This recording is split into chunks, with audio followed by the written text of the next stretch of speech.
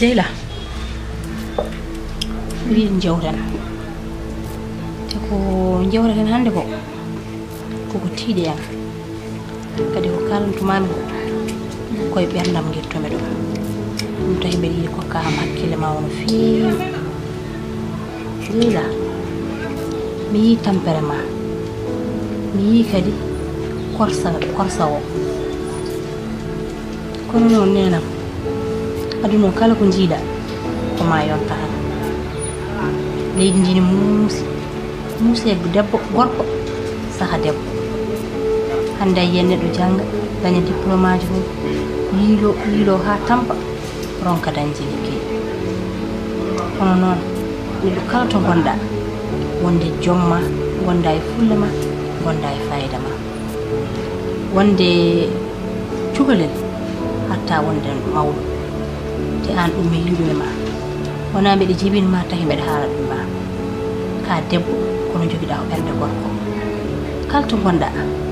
mijotoɗa kono jaltinirɗa haɓe ɗeɗo caɗele kono noon no mbinumami nani kam yummiraɗo kala to woni hakkille mum yoworta surtout sa dañi ɓiɗɗo debbo ene wayno foti waade ene yunti hunde fof nen ɗon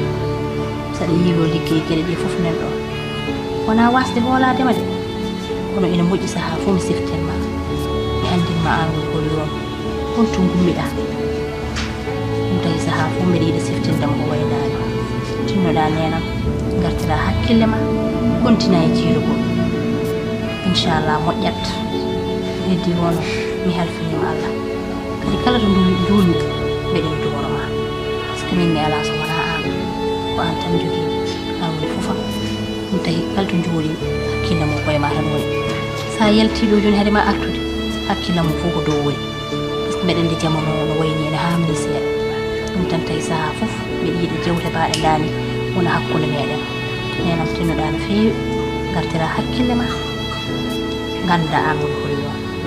ɗum tan jinnon yo heddema anani minani haalma kadi yimmi wiidam tan kala ko mbawɗa wonde ni addeñu hakkille ma par ce que no nerɗami ni mi ittata ko muusi moɗo farne ma ni tampere nde tampuɗa nde sona ko welnata ɓerde ma mi wawa wadde goɗɗum ko baba sanki ko adarima darde gorko adarima darde babiraɗo adarima darde yumiraɗo adde miino kala ko mbawmi wonde mami miijoto ummima mbeɗa miijo kadi jibinɗo kadi so Allah jaɓini